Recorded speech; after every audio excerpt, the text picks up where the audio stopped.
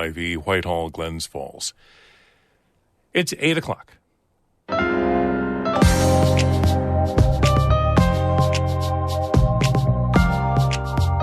Good morning. This is Northern Light for Wednesday, March 6th. I'm Monica Sandreski. And I'm Todd Moe. St. Lawrence County's only assisted living facility is closing. The closure will strain the county's overburdened elder care system. So not having that, puts these families in such a huge detriment of, well, what do we do? Mom or dad isn't safe at home, but I work full time.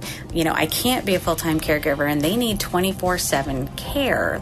Governor Hochul's budget director says there's a chance extra tax collections could soften the blow of cuts to school aid next year. Also, forest rangers in the Adirondacks rescued 2 hikers simultaneously Saturday night on Saddleback and Basin Mountains. The trails are just so narrow that when you're sliding them like we were, and you have people on either side kind of braking and steering, that if you step off of the packed portion of trail, you were sinking into waist-deep snow.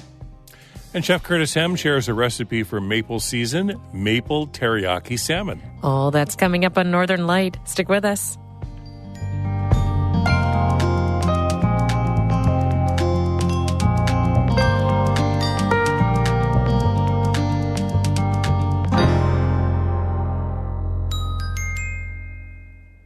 Broadcast of Northern Light here on North Country Public Radio is supported by Point Positive, offering entrepreneurs the support they need to start and accelerate their ventures through mentoring, education, and startup funding. PointPositiveADK.com.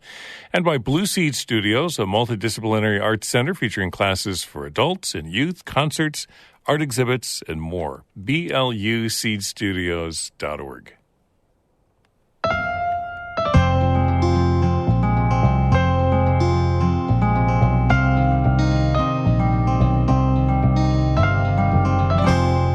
This is Northern Light. I'm Monica Sandreski. And I'm Todd Moe. A new commanding general will lead Fort Drum and the 10th Mountain Division. The Watertown Daily Times reports Major General Scott Nauman will take over the position this summer. Nauman is currently serving as the Deputy Chief of Staff at Fort Liberty, formerly known as Fort Bragg in North Carolina. He'll replace Commanding General Gregory Anderson. Anderson has held the post for less than 2 years. And the city of Burlington has elected its first LGBTQ plus mayor. Progressive candidate Emma Mulvaney-Stanek is also the city's first female mayor. According to Vermont Public, Mulvaney-Stanek currently serves on the State House of Representatives and runs a social change consulting business. The big issue in the mayor's race was public safety. Mulvaney-Stanek's approach is to address systemic issues like drug addiction and homelessness. She bested Democrat Joan Shannon in the race. Shannon urged her supporters last night to support Mulvaney-Stanek as mayor. Last month, St. Lawrence County's only assisted living facility announced it would be closing its doors. United Helpers says it's had to find new homes for 34 people living at its assisted living program in Canton. The company's independent living and skilled nursing programs on its Maplewood campus aren't affected. Catherine Wheeler reports the closure adds stress to the county's overburdened elder care system. United Helpers says it was a difficult decision to close its assisted living facility in Canton, but there were a few factors making it hard to carry on. This was really due to our low reimbursement rates, our increased cost, and staffing shortages. Jordan Downing-Duke is United Helpers Assistant Director for Corporate Services. All of those factors led to really an unsustainable model for United Helpers to be able to continue to operate our assisted living program in Canton. The facility is scheduled to close in mid-May, and the closure exposes a systemic problem for the region's elder care system. Andrea Montgomery is the director of the St. Lawrence County Office for the Aging.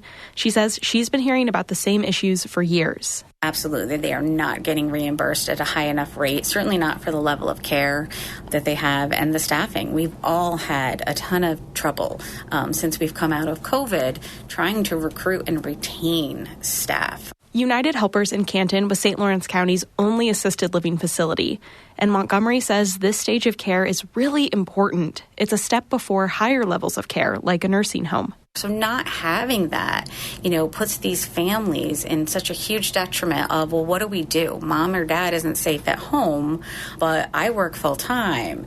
I can't be a full-time caregiver, and they need 24/7 care. They need, someone there to watch over them. There are wait lists for the handful of nursing homes, and for people who want to stay in their own homes, Montgomery says there's a huge shortage of aides for in-home care.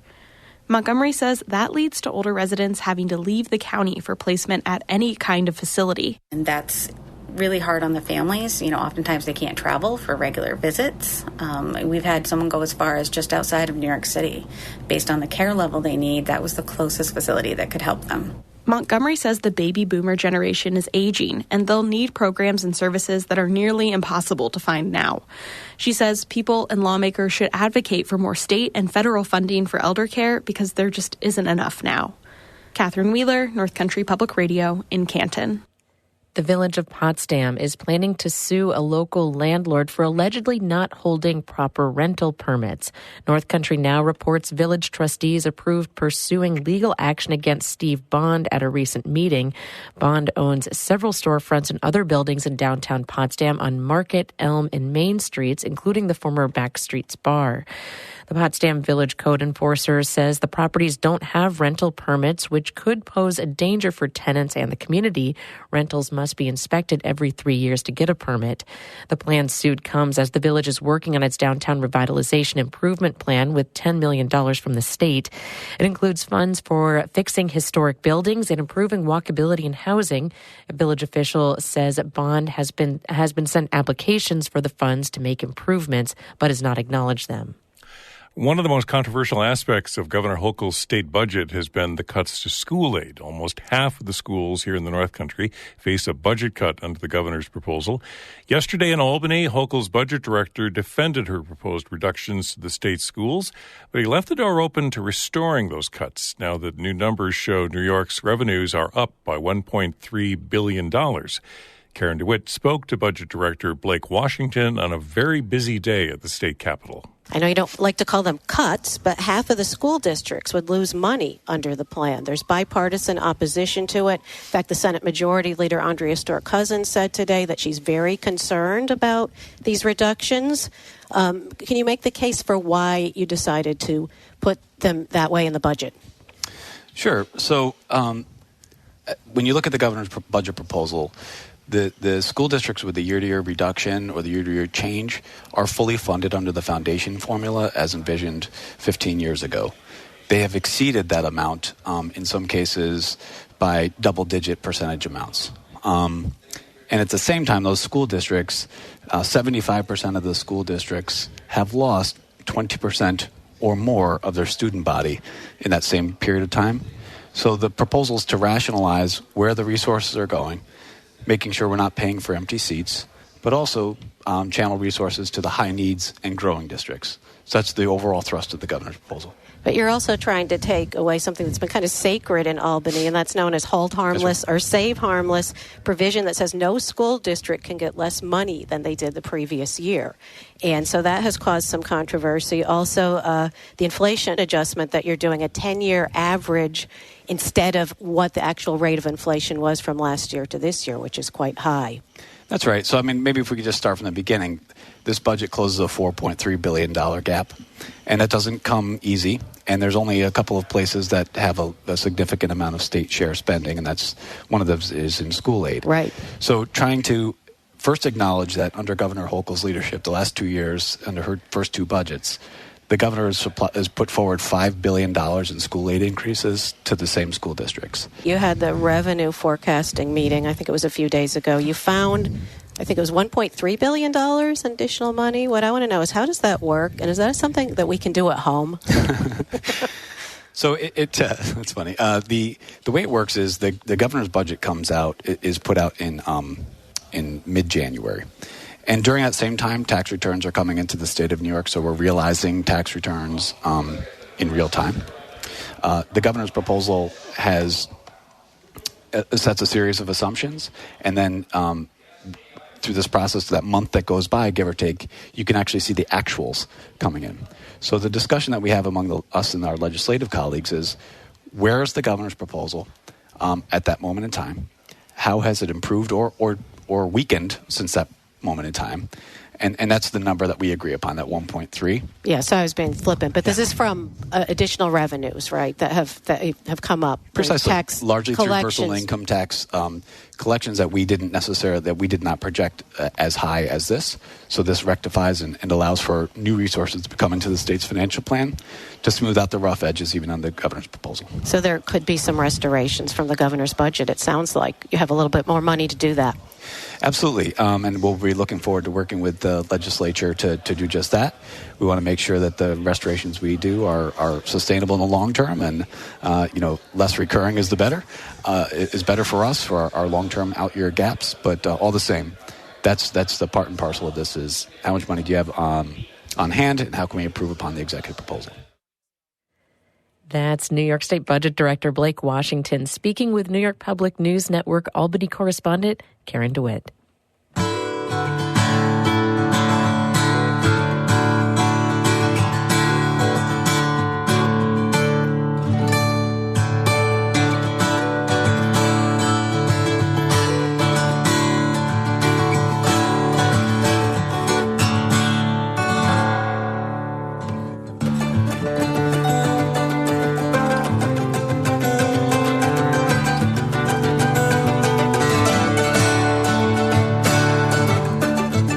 You're listening to Northern Light here on North Country Public Radio. It's 8:11. Good morning. I'm Todd Moe. And I'm Monica Sandreski. Coming up, Champlain Valley chef Curtiss Hemm shares his favorite salmon recipe for maple syrup season. That's coming up in just a few minutes here on Northern Light.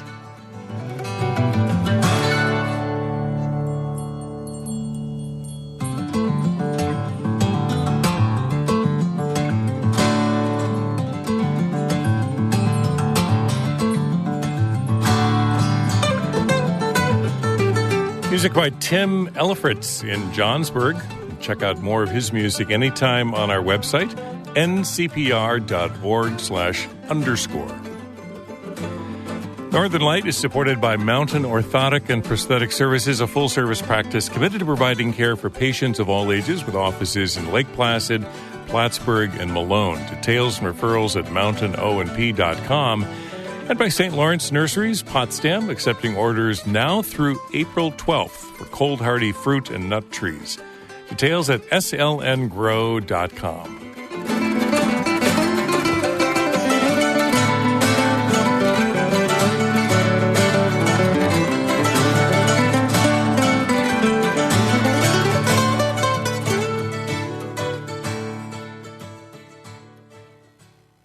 Forest rangers spent Saturday night on 2 separate rescues in the Adirondacks. Warm weather this winter has created difficult and dangerous conditions in the mountains for both hikers and rescuers. Emily Russell reports. The first call came in around 2:45 on Saturday afternoon. A group of people were climbing up Saddleback Mountain, that's in the Adirondack High Peaks, when one of them fell near the summit. He dislocated his shoulder and fractured his leg. Audrey Emerson is one of the forest rangers who was on that rescue. That part of the mountain is extremely steep, nearly vertical, and just huge broken boulders and, a sloped rock face that was all covered with glare ice and snow. It's a 7-mile climb to the summit.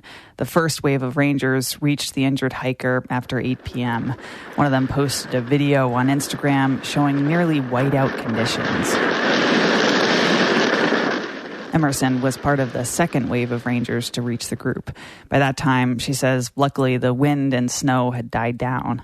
These conditions could have been much worse, so I was thinking in the back of my head, I'm thankful that it's not below zero. I'm thankful that the wind's not whipping right now and it's not snowing. And I kept thinking about all the things that could have been 10 times worse. Still, rangers had to do a technical rope rescue to maneuver the injured man off the steep slope. As they prepared for that rescue, a second call came in. A hiker had fallen 30 feet while climbing Basin Mountain, just south of Saddleback. David Nally is a forest ranger who was on that rescue. Because the rescues were happening simultaneously, Nally says an incident commander coordinated both from the trailhead in Keene Valley. As resources and rangers arrived, he assigned rangers and resources to either one of those rescues. The basin rescue was less technical, but Nally says it came with its own set of challenges. It's been warmer at lower elevations this winter, creating uncomfortable conditions for the rangers. Sometimes a little bit of cold isn't a bad thing because at least things are dry. When it's wet snow, like everything's wet, and everything stays wet. As a team of rangers over on Saddleback worked their way down the mountain, they too found wet, slushy snow and open water crossings. Audrey Emerson says that complicated the carryout. The trails are just so narrow that when you're sliding them like we were and you have people on either side kind of braking and steering, that if you step off of the packed portion of trail, you were sinking into waist deep snow post-holing because we didn't have snowshoes on, and that just drains your energy throughout the whole time. This winter has been one of the warmest on record in the Adirondacks. David Nally says that makes it more difficult for hikers to know what conditions they might encounter when in the mountains. If you're in lower elevations, you could have an afternoon right now that's 60 degrees and sunny, 50 degrees and sunny, and it's beautiful, and you could almost hike in a t-shirt. But then come evening, you're single digits and freezing temperatures. So it's a tough time to be out under these conditions. The conditions in the Adirondacks and the variable weather this winter also may lead people to misjudge how long a hike could take them, which Emerson says is where some hikers get into trouble. If you're planning your hike based on the conditions at the bottom and you think, oh, well, this is only going to take me a few hours, and then you get halfway up and you're too committed and stubborn and you realize this snow is really going to slow me down, then, your night might look a lot different than what you expected. It might also look a lot different for the forest rangers called up to help lost or injured hikers. More than 30 rangers responded to the 2 overnight rescues on Saturday. It was daylight Sunday by the time everyone was out of the woods safely. Emily Russell, North Country Public Radio. The top professional mountain bikers in the world will travel to the Adirondacks this fall for competitions. Lake Placid will host a round of the UCI Mountain Bike World Series at Mount Van Hovenberg from September 27th to the 29th. It's one of 15 stops on the international tour. Over the past few years, the state has invested more than $550 million in the Olympic Regional Development Authority's facilities, including mountain bike trails. Order President Ashley Walden says it wouldn't be possible to host without the upgrades. Walden says this will be the first time in a mountain biking event of this size will come to the area. She says she hopes it'll bring in more non-winter athletic events. The Adirondack Explorer reported this past December that Orta is paying $1.2 million to host the competitions each fall for 3 years. That covers the rights to host the event and marketing. Orta will receive revenue from food, beverage and ticket sales, and part of the athlete competition fees.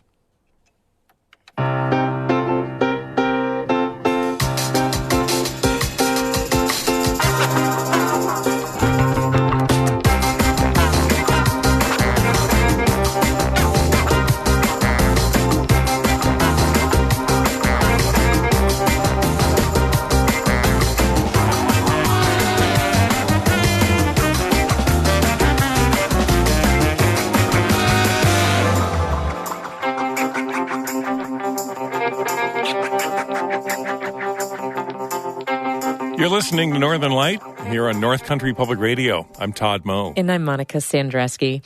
In just a minute, grilled salmon with a saucy hook. Chef Curtiss Hemm shares the recipe. Then stick around after the show for Bird Note, using bird song to check a river's health. That's coming up at 8:42. First, Todd has a look at the weather for us. Clouds and rain showers today. Highs in the 40s, near 50, with winds out of the north-northeast, 5 to 10 miles per hour. Maybe a wintry mix tonight. Temperatures falling into the 30s overnight tonight. Tomorrow, partly cloudy, a high near 50. And then sunshine on Friday with highs upper 40s, low 50s. And it looks like a chance of rain again this weekend, Saturday and Sunday, with highs in the 40s on Saturday. Right now we've got clouds and 44 degrees here in Canton. It's maple syrup season, and Chef Curtiss Hemm says his recipe for maple glazed salmon is one of the easiest, with hints of soy sauce and sake that complement the sweet maple. Chef Curtiss is the former Dean of Culinary Arts at the New England Culinary Institute in Burlington. These days, he and his family live in Peru, New York, where he runs the Carriage House Cooking School and is the executive chef at the View Restaurant at the Mirror Lake Inn Resort and Spa in Lake Placid. And he joins us each month to share a favorite recipe. Chef Curtiss's fusion sauce combines Japanese soy sauce with rice vinegar, sake, and maple syrup. He says it's a flavorful sauce worth putting on everything. It's that perfect combination of a little bit of Asian flavor with local food, being the maple syrup. And any chance I have really to focus on maple in the spring, I do. I really enjoy it. I think it's just one of our best local products anyway. So I guess accessibility to food. So having salmon, herbs are pretty guaranteed in most grocery stores. You can find cilantro, you can find scallions, and you can find some form of chili, if not serrano. You can find jalapeno, which works just great. Doesn't tend to have the same sweetness as a serrano, in my opinion, or the same level of heat, and you can get a relatively decent lime any time of the year. It's a simple glaze to make, and the fact that you make it ahead, it goes towards meal prepping as well. And you could even marinate the salmon ahead of time in the glaze. You know, you could do it all in menu, or you could marinate it. It really depends on your personal desire for how deep a flavor you want. Is there a trick with salmon in a skillet or griddle versus, broiling it or baking it? I go 425 on an aluminum pizza pan with parchment paper brushed with a little bit of olive oil. Uh-huh. That's my go-to. I've been doing salmon like that since I was 18 years old. I really enjoy it. It's so easy to do. Now, you can pan sear it, but you can get a lot of splatter. So anything I can do in an oven, I generally like to do in an oven. And I think I get great results. I get a better texture from the salmon in the oven because I get crispy edges and I get that kind of nice medium inside. But you could grill this just the same, and you could do this in a saute pan if you wanted to. It's all a matter of how much and how assertive of the heat you want to put out there on the salmon. And that's going to determine, one, how firm it gets, the depth of flavor for the most part. Talk a bit about your choice of the herbs and the serrano chili. How do they complement each other, and how do they work with salmon? So I'm going to bring this into a couple things that I like about Asian food in particular, particularly Thai and Vietnamese and even Indian food.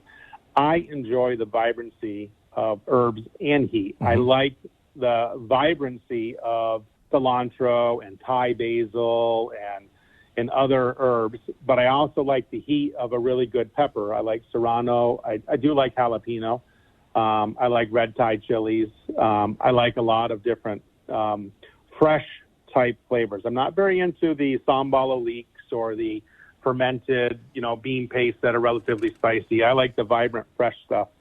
So with this salad that's on top of this, it's cilantro leaves, and that's quite a bit, 4 cups.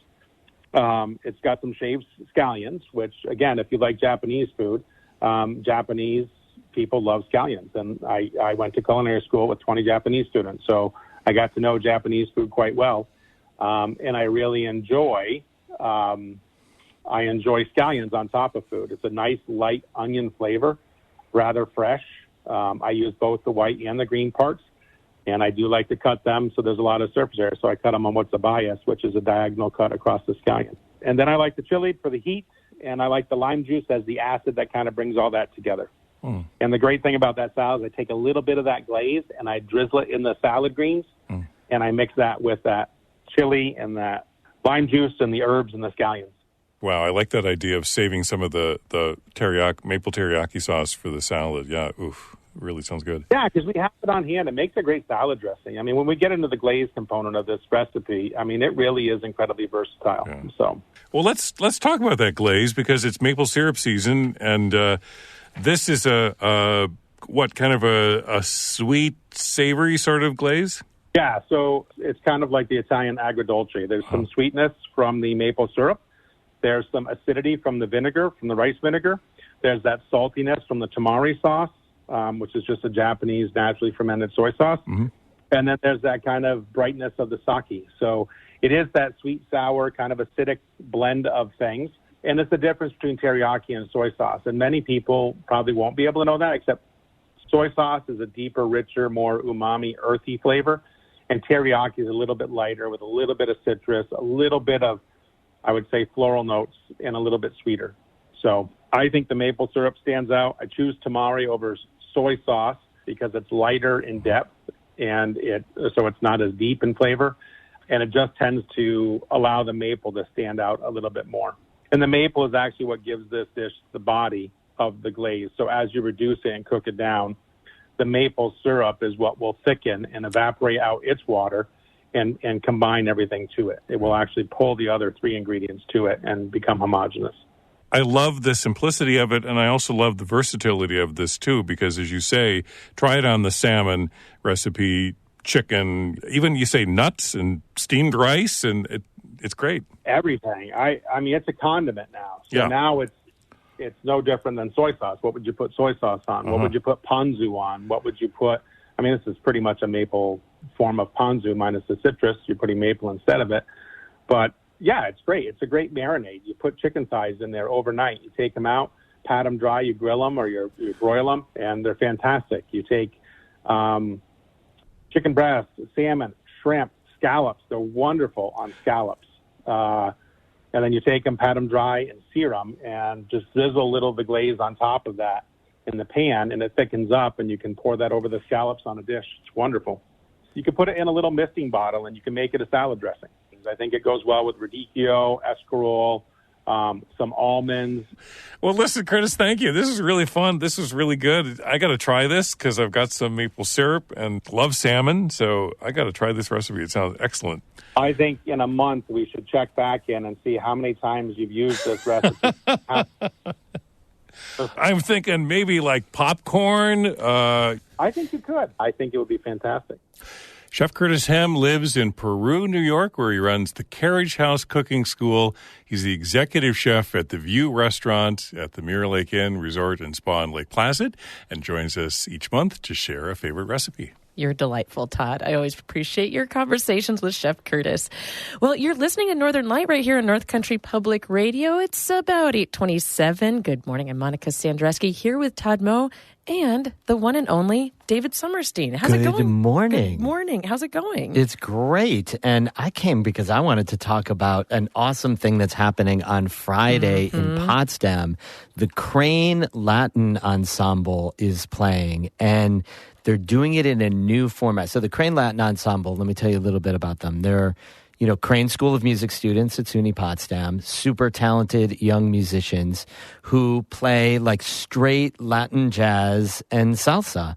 And they're so fun. They've been around for years and years and years, different students coming and going, led by Dr. Peter McCoy is the director. And they just play like hot, fun, awesome music. That's great. And this time they're going to be playing in like an open room. Like usually they'll play like in one of their theaters or something where you're sitting down. That's really hard when it's dance music, right? Yeah. So they're going to be playing in Knowles. It's called Knowles Hall, and it's like a big open room that allows for dancing for music like this.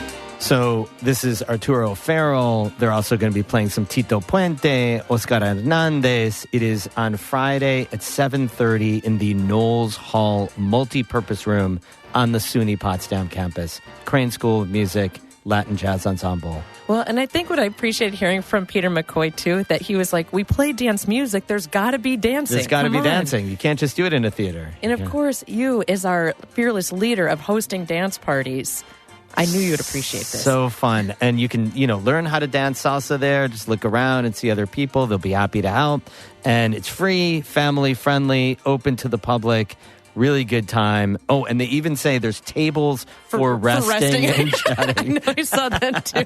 Like, they get it. Exactly, they get it. All right. So that's Friday, this Friday at 7:30, Knowles Hall, a multi-purpose room on the SUNY Potsdam campus, the Crane Latin Ensemble. Right on. I want to go. I know. I'm going to ask Lizette to come. She's going to have a great time. Yes, totally. David, thanks so much for coming on. Thanks Appreciate a lot, it. Evan.